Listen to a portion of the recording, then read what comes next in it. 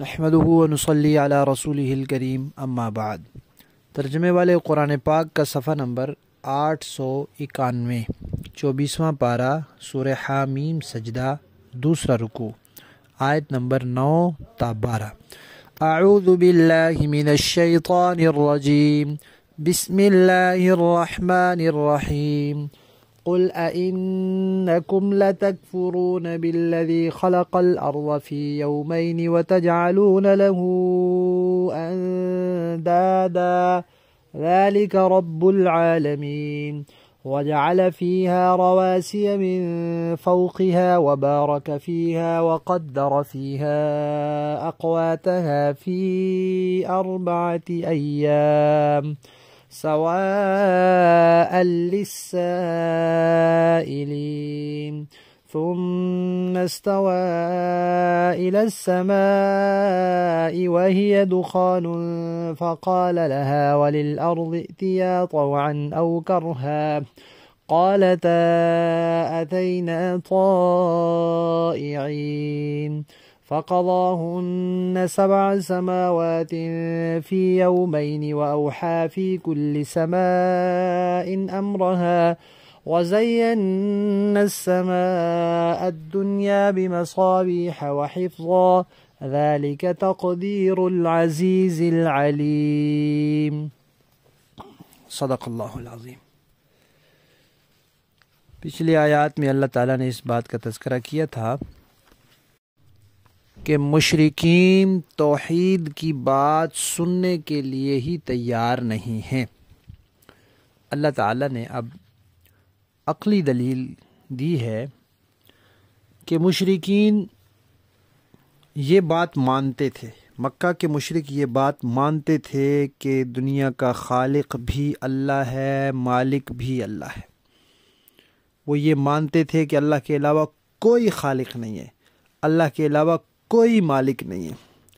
تو اتنی بات وہ تسلیم کرتے تھے کہ دنیا بنانے والی ذات اکیلی اللہ کی ذات ہے اور مالک ذات اکیلی اللہ کی ذات ہے،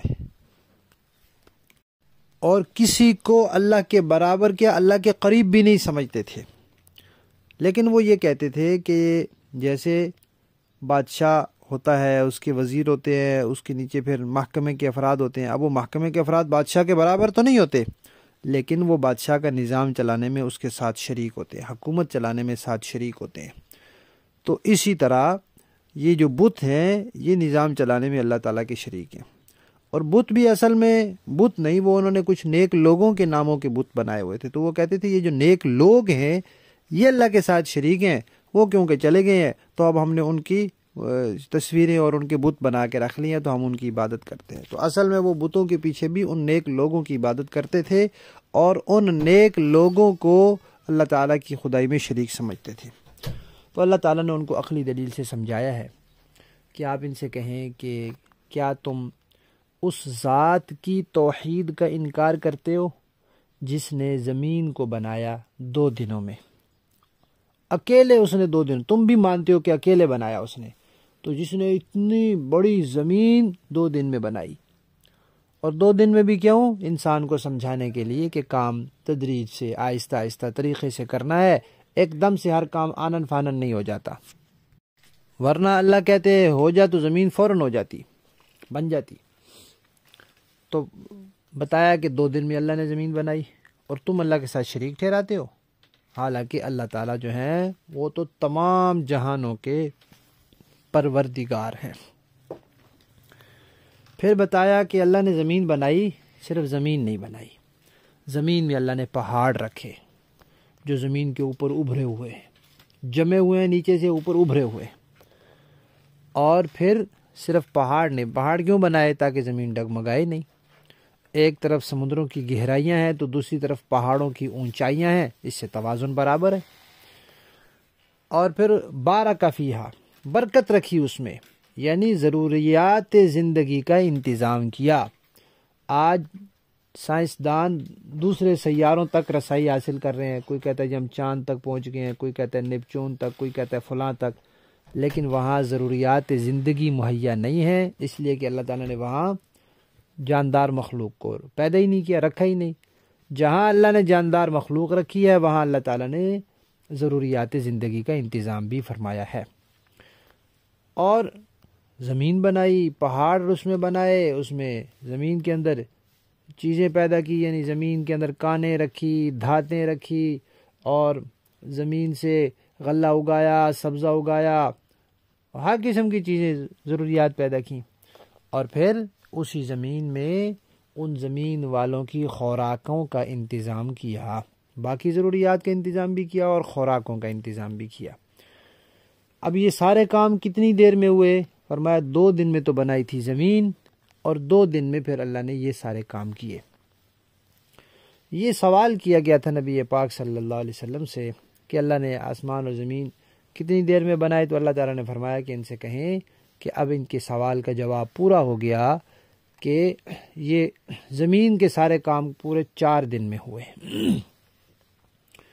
اس کے بعد پھر اللہ تعالیٰ فرماتے ہیں کہ جب زمین اللہ نے بنا لی 2 دن میں، ابھی اس کی ضروریات کا انتظام نہیں ہوا تھا، پہاڑ اس میں نہیں آئے تھے، باقی چیزیں نہیں آئی تھی، تو اللہ نے آسمان بنایا اور آسمان کو بالکل ٹھیک بنا لیا۔ اب آسمان کیسے تھا؟ اللہ فرماتے ہیں وہ پہلے دھواں سا تھا، دھواں ہوتا ہے جیسے، بادل ہوتا ہے جیسے، اس طرح تھا، اور یہ مادہ ہوتا ہے نا جس کو مٹیریل کہتے ہیں، خام مال، آسمان کا وہ مادہ جو ہے وہ دھواں تھا، یا وہ پہلے دھوئیں کی شکل میں تھا۔ اللہ تعالیٰ نے اس کو پھر یہ موجودہ شکل دی اور 7 آسمان بنائے، اوپر نیچے اللہ تعالیٰ نے، یہ بھی اللہ نے 2 دن میں بنائے۔ تو حضرات مفسرین کرام نے لکھا ہے کہ پہلے اللہ تعالیٰ نے زمین بنائی، پھر 2 دن میں آسمان بنایا، پھر 2 دن میں زمین کی ضروریات کا انتظام کیا۔ تو اس طرح ایک لحاظ سے زمین آسمان سے پہلے بنی اور ایک لحاظ سے زمین آسمان سے بعد میں پوری ہوئی۔ تو قرآن پاک میں دونوں چیزوں کا تذکرہ ہے، پہلے کا تذکرہ بھی آیا ہوا ہے، بعد کا تذکرہ بھی آیا ہوا ہے۔ جب اللہ نے آسمان اور زمین بنا لیے تو پھر اللہ تعالیٰ نے کیا کیا؟ آسمان اور زمین کو حکم دیا کہ جو بھی میری طرف سے حکم ہوگا وہ تمہیں پورے کرنا ہی ہوگا، تمہاری مرضی ہو یا نہ ہو، جو میرا نظام ہوگا وہ تمہیں کرنا پڑے گا۔ اور آسمان اور زمین دونوں کر رہے ہیں، جب جیسے آسمان کو حکم ہے وہ اس طرح ٹھہرا ہوا ہے، جب تک اس کو حکم ہے ٹھہرا رہے گا۔ زمین کو جیسے حکم ہے وہ چکر لگا رہی ہے، وہ گھوم رہی ہے، وہ غلے اگا رہی ہے، وہ معدنیات نکال رہی ہے، یہ سارے کام کر رہی ہے۔ تو آسمان اور زمین دونوں نے اللہ تعالیٰ کے سامنے نیاز مندی کا اظہار کیا کہ بھئی ہم تو خوشی سے کریں گے اپنے پروردگار کے حکم پر عمل۔ اور آسمان میں اللہ تعالیٰ نے اور کیا کام کیا؟ اللہ تعالیٰ فرماتے ہیں کہ 7 آسمان بنائے تھے، ہر آسمان میں وہاں کے مناسب جو احکامات تھے وہ اللہ نے بھیج دیے۔ ہر آسمان پر فرشتے ہیں، زمین پر بھی فرشتے ہیں، آسمانوں پر بھی فرشتے ہیں، فرشتوں کی تعداد بہت زیادہ ہے۔ روایات میں آتا ہے کہ آسمانوں پر اتنے فرشتے ہیں کہ 4 انگلی کے برابر بھی جگہ فرشتوں سے خالی نہیں ہے۔ تو ہر آسمان پر جو فرشتے ہیں ان کے لیے جو حکم مناسب تھا اللہ نے وہاں بھیج دیے، اور پھر اللہ تعالیٰ نے ستارے بنائے، ان کے ساتھ آسمان کو مزین کیا۔ جب انسان دیکھتا ہے تو یوں لگتا ہے جیسے چھت کے اندر بتیاں لگی ہوتی ہیں، ایسے آسمان کے اندر ستارے لگے ہوئے ہیں۔ اور ستاروں کا ایک اور فائدہ بھی بتایا کہ یہ ستارے میزائل اور بم کا کام بھی کرتے ہیں، کہ جب کوئی شیاطین شرارت کے لیے اوپر جاتے ہیں تو فرشتے وہ میزائل ان کے پیچھے لگا دیتے ہیں۔ اللہ تعالیٰ فرماتے ہیں دیکھو یہ سارے کام، یہ ساری تجویز، یہ ساری قدرت کس کی ہے؟ اس ذات کی ہے جو زبردست ہے اور جو خوب ہر چیز سے واقف ہے، ہر چیز کو جاننے والی ہے۔ ایسی ذات جو اتنی شان والی ہے، جس نے اکیلے یہ سارا کچھ بنایا۔ مشرکین یہ بات مانتے ہوئے کہ بنایا اس نے سارا کچھ اکیلے ہے، یہ کیوں نہیں مانتے کہ چلا بھی وہ سب کچھ اکیلے ہی رہا ہے؟ اب یہ بات رہ گئی کہ آسمان اور زمین 6 دنوں میں بنے، یہ قرآن پاک میں کئی جگہ یہ بات آئی ہے، لیکن اس وقت تو سورج تھا ہی نہیں، تو دن کیسے ہو گئے؟ تو حضرات مفسرین کرام نے لکھا ہے کہ دن سے مراد دن کی مقدار ہے۔ اب دن قرآن پاک میں جو آیا ہے وہ 3 مقداریں دن کی آئی ہیں۔ یوم کا لفظ آیا نا، یوم کا، ایک تو یہ جو ہمارے دن رات ہیں، 12 گھنٹے کا دن یا 24 گھنٹے مراد لے لیں تو 1 دن 2 دن، اس طرح ہفتے میں 7 دن ہوتے ہیں، یعنی 7 دفعہ 24 گھنٹے آتے ہیں۔ اور اسی طرح قرآن پاک میں 1000 سال پر بھی دن کا اطلاق ہوا ہے کہ جو تمہاری گنتی کے 1000 سال ہوتے ہیں اللہ کے ہاں ایک دن ہوتا ہے. اور اسی طرح یوم کا لفظ 50,000 سال کی مدت کے لیے بھی بولا گیا ہے کہ تمہارے ہوئے 50,000 سال اور ادھر ہوا ایک یوم. تو اب اللہ تعالیٰ نے آسمان و زمین جو پیدا کیے وہ ہمارے دنوں کی 6 دنوں کی مقدار میں کیے یا 6,000 سال میں پیدا کیے یا 50,000 سال کے حساب سے 3 لاکھ سال کی مدت میں پیدا کیے، یہ اللہ کو معلوم ہے. اب ایک بات یہاں اور سمجھنے کی ہے، وہ یہ کہ اللہ تعالیٰ کی طرف سے جو احکامات ہوتے ہیں وہ 2 طرح کے ہوتے ہیں. ایک وہ ہوتے ہیں کہ جس میں بندے کو کوئی اختیار نہیں ہوتا، موت کب آنی ہے وہ آ جانی ہے.